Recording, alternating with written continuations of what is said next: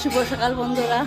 আজ শিবরাত্রির পরে গুরু মহারাজের যজ্ঞ অনুষ্ঠান, পূজা আরতি হবে।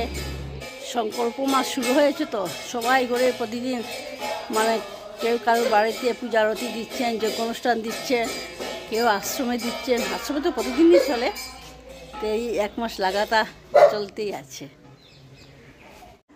তো আমি যাচ্ছি এখন।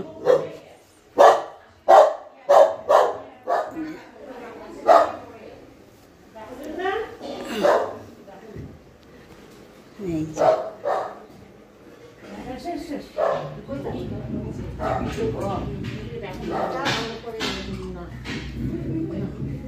এই যে দিদিরা সবাই গান করতে বসছেন।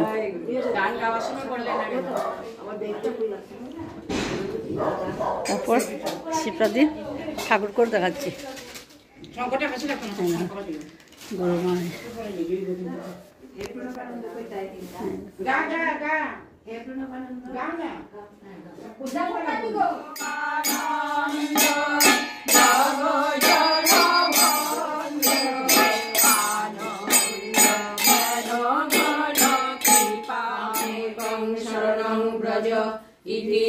শক্তি অহং তাং সর্বপাপেভ্যো মোক্ষয়ামি। ওই যে স্বামীজি এসছেন, উনি জামশেদপুর থেকে এসছেন। ওই স্বামীজি, আর ওনার পিছনে আমাদের শিলচরের মহারাজ।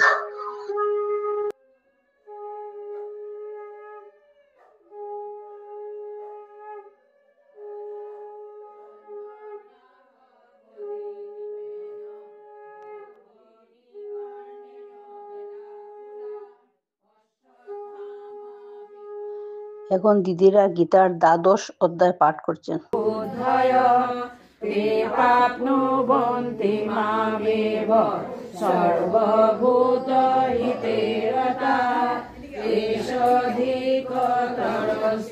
স্বামীজির কাছ থেকে আমরা আমাদের জন্মের পরে যে ৫টা ঋণ থাকে সেটা সম্পর্কে স্বামীজি একটু বিশ্লেষণ করে আমাদেরকে শোনাচ্ছেন। আর ইয়েতে আমরা এখন যজ্ঞ করবো, বৈদিক শান্তি যজ্ঞ। এই যজ্ঞের অর্থ হল ত্যাগ। আমরা এই যে যজ্ঞ করবো, আমরা প্রথমে যখন বলেছিলেন আমাদের মহারাজ অন্যান্য জায়গায়, আপনারা জানেন এটা আমাদের হিন্দুদের এতে জন্মের পরেই আমরা ৫টা ঋণে আবদ্ধ হই। আপনারা জানেন, ৫ ঋণ: পিতৃঋণ, মাতৃঋণ, তারপরে আমাদের দেবঋণ, তারপরে নৃঋণ, ভূতঋণ। ৫টা ঋণ আমাদের থাকে। দেবঋণ ৫টা ঋণ থাকে। প্রথমে হলো দেবঋণ। আপনারা জানেন দেবঋণ কি? আমরা দেবতাদের কাছে ঋণী। কিভাবে ঋণী? আমরা জন্মের পূর্ব থেকেই ভগবান এই সৃষ্টিকর্তা, জগতে বিশ্ব সংসারের সৃষ্টিকর্তা, উনি আমাদের জন্য থাকা, খাওয়ার সব কিছু ব্যবস্থা করে দিয়েছেন। আমাদের প্রথমে প্রয়োজন, যেমন আমাদের অক্সিজেন, শ্বাস প্রশ্বাসে অক্সিজেন না হলে চলে না, আমরা এক মুহূর্ত থাকতে পারি না, সেটা ভগবান আমাদের জন্য রেখেছেন। জলের প্রয়োজন, সেই জলের ব্যবস্থা, অগ্নি, বায়ু, তারপরে ফল ফুল, ফলমূল, খাবার, আহারের জন্য আমাদের সব কিছু। আমাদের অসুখ বিসুখ হলে যে তার সুস্থ হওয়ার জন্য যে ওষুধের প্রয়োজন, সেগুলো ওষুধের মধ্যে, বিভিন্ন গাছপালার মধ্যে সেই তার রয়েছে। নানাভাবে উনি আমাদের এই জন্য সবভাবে চিন্তা করেছেন, করে ভগবান সৃষ্টিকর্তা আমাদের জন্য সবকিছু তৈরি করে রেখেছেন। এই জন্য আমরা তার কাছে দায়ী, আমরা ঋণী। এবং তার সেই ঋণটা কীভাবে আমাদের শোধ হবে না, আমরা যদি তাকে নিত্য ভগবানকে স্মরণ করি, আমরা কৃতজ্ঞতা সহকারে তার এই দান আমরা স্মরণ করি, তাকে পূজা আরাধনা করি, তাহলে সেই দেবঋণ শোধ হয়। তো এখানে আমরা যে যজ্ঞ করবো, এখন দেবতাদের উদ্দেশ্যে আহুতি প্রদান করব। এই যে আমাদের যে ঠাকুর ভগবান আমাদের ঈশ্বরকে আমাদের ফলমূল সব কিছু দিয়েছেন, সেই জিনিসগুলো আমরা তার উদ্দেশ্যে নিবেদন করব। নিবেদন করে আমরা আশীর্বাদ গ্রহণ করব। আমাদের ভগবান শাস্ত্রে বলেছেন যে আমাদের যে কোনো কিছু ভগবানের যে দান সব কিছু নিয়ম হলো আমরা তার উদ্দেশ্যে নিবেদন করে তারপরে তা গ্রহণ করা। আমরা যা কিছু খাই এটা অভ্যাসে পরিণত করতে হবে। খাওয়ার যে কোনো কিছু আগে ভগবানকে নিবেদন করে ঠাকুর তিনি গ্রহণ করো, তোমার প্রসাদ স্বরূপ আমরা সেটা গ্রহণ করব। তাইলেই তখন আর ইয়ে হয় না। আর যদি সেভাবে নিবেদন ভাবে না করে যদি আমরা খাই গ্রহণ করি তাহলে সেটা পাপ গ্রহণ করা হয়। সেই গীতায় আপনারা পড়েছেন, জানেন, ইয়েতে আছে, সেই জন্য সবকিছু এটা অভ্যাস করে প্রতিনিধিত্ব। এই জন্যই আমরা প্রতিদিন খাওয়ার যে কোনো কিছু গ্রহণ করার আগে গীতার ওই মন্ত্রটা ইয়ে করি, উচ্চারণ করে আমরা ওম ব্রহ্মার্পণং ব্রহ্ম হবি ব্রহ্মাগ্নৌ ব্রহ্মণাহুতম ব্রহ্মৈব তেন গন্তব্যম ব্রহ্মকর্ম সমাধি। এর অর্থ জানেন আপনারা, ব্রহ্মকে ব্রহ্মার্পণম মানে ব্রহ্মকে অর্পণ করছি, ব্রহ্মার্পণম ব্রহ্ম হবি। এগুলো জিনিস, এটা ভগবান ব্রহ্মের দান, ব্রহ্ম হবি, ব্রহ্মের ইয়ে করা, ব্রহ্ম ব্রহ্মাগ্ন। এখানে যে আগুন যেটা আমরা এখানে অগ্নি যেটা প্রজ্বলন করবো সেটাও ব্রহ্মাগ্নি। আর ব্রহ্মণ হুতম, আর যিনি হুতা উনিকে দান করছেন তিনিও ব্রহ্মস্বরূপ। সবকিছু কিছু ব্রহ্মময়, সবকিছু সর্বং খালিদম ব্রহ্ম। সেই শঙ্করাচার্য বলেছিলেন তার উচ্চ ইয়েতে সবকিছু ব্রহ্মময়। আমরা সেই উপলব্ধিটা করতে পারি না।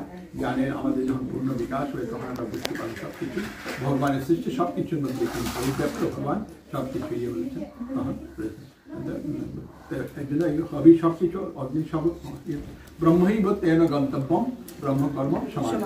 আর আমাদের গন্তব্য হলো সেই ব্রহ্মের কাছে যাওয়া, সেই পরব্রহ্মে গিয়ে আমরা লীন হওয়া। আমাদের এটা ইয়ে করা ব্রহ্মের কাছে ব্রহ্ম। আর কিভাবে যাবো আমরা সে কাজটা পৌঁছাবো? ব্রহ্মকর্ম সমাধি না, ব্রহ্মের কাজটা সমাধান করে। মানে তিনি আমাদের সংসারে পাঠিয়েছেন, আমরা যে ভালো কাজ সৎকর্ম মহান কর্ম যদি করি, সেই মহান কর্মের দ্বারাই আমরা তার কাছে ব্রহ্মের কাছে গিয়ে পৌঁছাতে পারি। ব্রহ্মকর্ম সমাধান এটা। আর এর জন্যই আমাদের প্রতিদিন তো আমাদের আহার গ্রহণ করতে হয়, সেই জন্যই আমরা না খেলে থাকতে পারবো না। সেই জন্য এটা আমাদের খাওয়ার আগে সেই জিনিসটা এই জন্য আমাদের বেশ স্মরণ করা, যদি মন্ত্রটা উচ্চারণ, তাইলে কি হবে? আমরা প্রতিদিন একটু স্মরণ করবো ভগবানের কথা, ভাববো যে ব্রহ্মকর্ম সমাধান এই ইয়ে হলো। এটা হলো দেবঋণ, দেবতার ঋণ। আমরা মা বাবার কাছে আমরা সংসারে জন্মগ্রহণ, তাদের জন্য আমরা সংসারে এসেছি। তারা কত কষ্ট করে আমাদের লালন পালন করে বড় করেছেন, তারা সেজন্যই ইয়ে হয়েছে আমরা তাদের কাছে ঋণী। তো সেই মা বাবার কাছে আমরা ঋণী।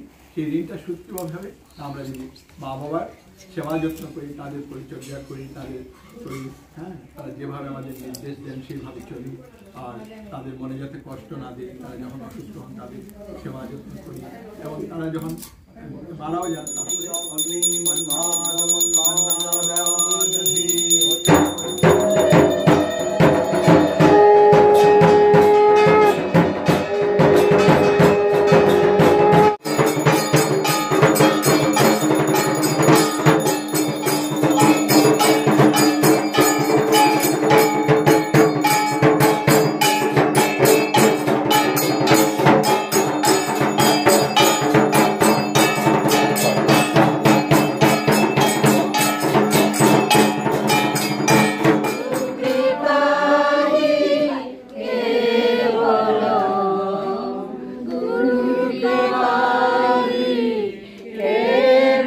স্বামীজি সবাইকে যজ্ঞের যে টিকা যে সেটা দিচ্ছেন, আর আমিও স্বামীজিকে প্রণাম করলাম, আমাকে টিকা দিলেন।